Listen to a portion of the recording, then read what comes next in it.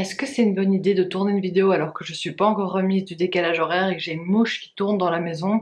Je suis pas sûre, mais on va le faire comme ça. Et je me rends compte que j'ai oublié de mettre des boucles d'oreilles. Enfin bref, c'est pas grave, on va le faire à la cool aujourd'hui. Coucou tout le monde, je suis très contente de vous retrouver aujourd'hui dans une nouvelle vidéo. Je vous retrouve pour un nouveau point lecture.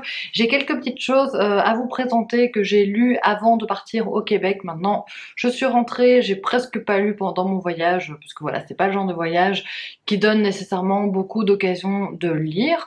Mais donc je vais vous présenter des choses que j'ai lues il y a 2-3 semaines.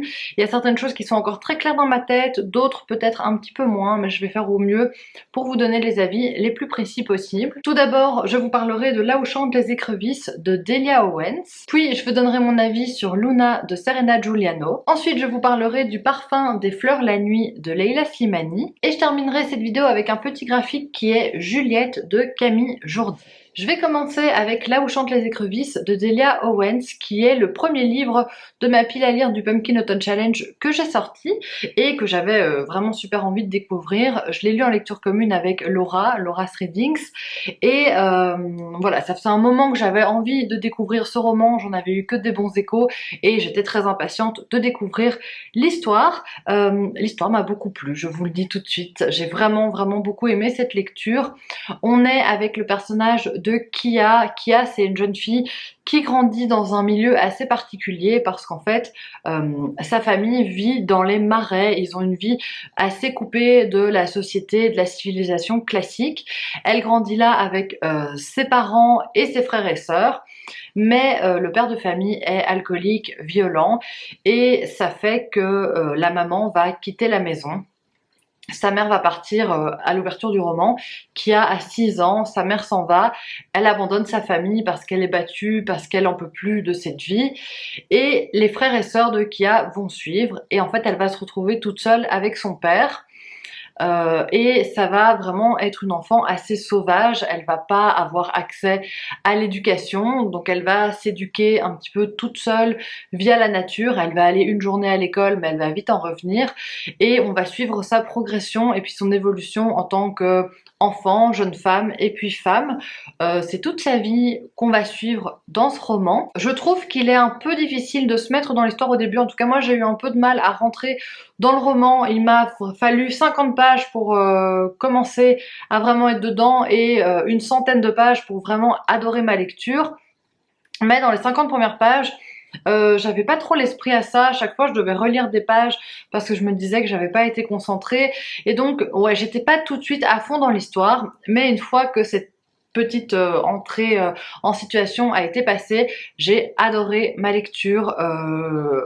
J'ai trouvé vraiment que le cœur de l'histoire était génial, super prenant, super sensible. J'étais vraiment en empathie avec Kia, c'est un personnage que j'ai beaucoup apprécié suivre, et je trouve qu'on réagit beaucoup en fait quand on lit ce livre en tant que lecteur. En tout cas moi j'ai beaucoup réagi par rapport aux autres personnages, par rapport à la vie de Kia, et c'est vraiment un personnage que j'ai adoré. La fin est un petit peu tiré en longueur aussi. Je trouve que dans les 100 dernières pages, il y a certaines longueurs, il y a certaines redondances, des choses où je me disais ok, j'ai compris, on peut accélérer, mais la toute fin est géniale. Vraiment, les toutes dernières pages du roman sont vraiment top. Mais vraiment, moi, c'est ces 250 pages du milieu qui vont me rester en mémoire. J'ai adoré cette ode à la nature, c'est vraiment ça qu'on trouve dans ce roman. On sent que Delia Owens, l'autrice, est biologiste et zoologiste, parce qu'on a une description foisonnante de la nature, des animaux, vraiment c'est passionnant. On a l'impression d'y être. J'avais une vision très imagée des lieux et des décors. Maintenant je me dis que je vais sans doute regarder le film, je vais peut-être un petit peu attendre que l'histoire me sorte un peu de la tête, ou en tout cas soit moins précise, parce que sinon j'ai peur d'avoir un visionnage où je compare exclusivement le livre au film sans vraiment aller plus loin et sans apprécier l'expérience cinématographique à 100%. Mais en tout cas c'est un livre que j'ai trouvé excellent, que j'ai trouvé super intéressant, et qui prône la tolérance, qui prône la différence, et ça c'est quelque chose que j'ai vraiment aimé. Et puis Si vous aimez les récits qui se passent dans la nature, là vous allez être servi. Ensuite je vous parle de Luna de Serena Giuliano que j'ai écouté en livre audio. Ce qui est cool c'est que le livre audio est lu par l'autrice elle-même. Luna c'est une jeune femme qui a une trentaine d'années et qui vit à Milan mais qui retourne dans sa ville natale, la ville où elle a grandi qui est Naples parce que son père est malade. Et donc elle a plus de contact avec son père, ça fait des années qu'elle lui a plus parlé, mais elle décide de revenir à Naples et d'aller voir ce père. Et forcément elle va renouer avec des personnes de son entourage, de sa famille, et puis on va aussi avoir des flashbacks qui vont nous expliquer sa vie d'avant, sa vie à Naples et pourquoi sa mère et elle sont parties de là. C'est un roman qui est vraiment pas long du tout, donc l'avantage c'est que ça se lit vite, le désavantage c'est qu'il y a certains aspects qui manquent peut-être un petit peu de profondeur, ça reste très léger, ça reste assez superficiel. Autant je trouve qu'il y a parfois des romans courts qui arrivent quand même à avoir une dimension un peu plus profonde, autant moi j'ai toujours un peu le même sentiment avec Serena Giuliano, c'est que je me sens un peu sur ma faim.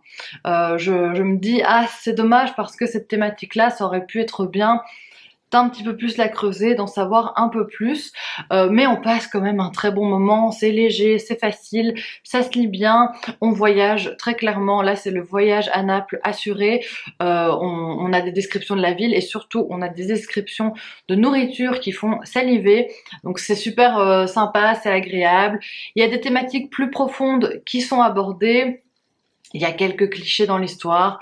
Globalement, on voit un petit peu où l'histoire va aller, même si il y a des éléments que moi personnellement j'ai pas du tout vu venir. Ouais, il y a deux éléments sur la fin pour lesquels j'ai été étonnée. Voilà, j'ai passé un bon moment. Je vais pas en parler plus longuement parce que j'ai pas forcément grand chose de plus à en dire. Si vous connaissez l'autrice, vous voyez un petit peu de quoi il s'agit. Si vous n'avez jamais lu Serena Giuliano, je pense que mon préféré pour l'instant, c'est Mamma Maria. Le seul que j'avais pas trop aimé, c'était Ciao Bella.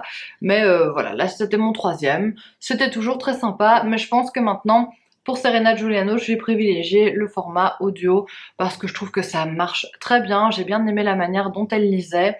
Et ça fonctionne bien à l'audio parce que c'est pas trop prise de tête. Toujours dans le cadre du Pumpkin Autumn Challenge, j'ai lu Le parfum des fleurs la nuit de Leila Slimani. Donc ça c'est un petit essai que j'avais glissé dans ma palle, qui me faisait très envie parce que j'aime beaucoup Leila Slimani, c'est une autrice que je suis assez assidûment. Pour l'instant j'ai lu tous ses romans. Coucou mon bébé, tu dis coucou? Regarde. Voilà. Allez, va jouer.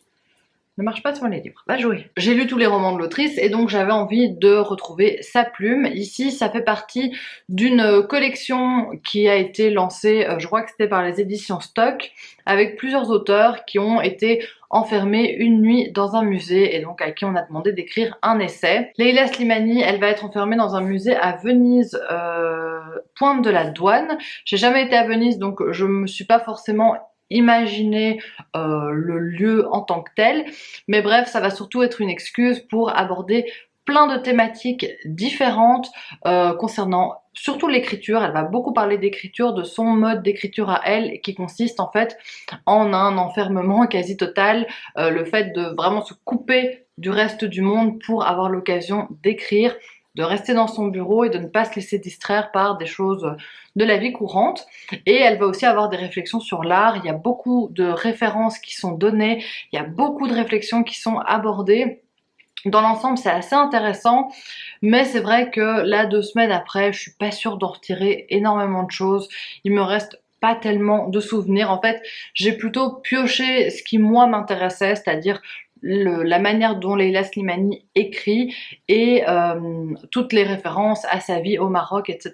Surtout que quand elle a écrit Le parfum des fleurs la nuit, c'est quand elle était en écriture du Pays des autres, qui est une saga que j'aime beaucoup. Et voilà, je trouve que c'est intéressant d'avoir ces réflexions à ce niveau-là, mais toutes les références artistiques et littéraires, j'avoue que voilà, je les ai lues, mais elles me sont un petit peu sorties de la tête depuis. Et je vais terminer avec le graphique, qui est Juliette, les fantômes reviennent au printemps de Camille Jourdi. C'est un petit graphique que j'ai pris beaucoup de plaisir à lire. Je l'avais découvert sur la chaîne de Nadia, Madame rêve encore de livres, et ça m'avait donné super envie de le découvrir.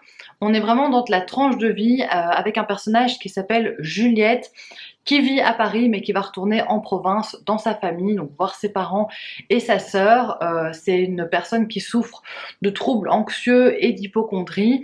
Et avec son retour, en fait, on va apprendre à découvrir les personnages de sa famille et un autre personnage qui s'appelle Georges.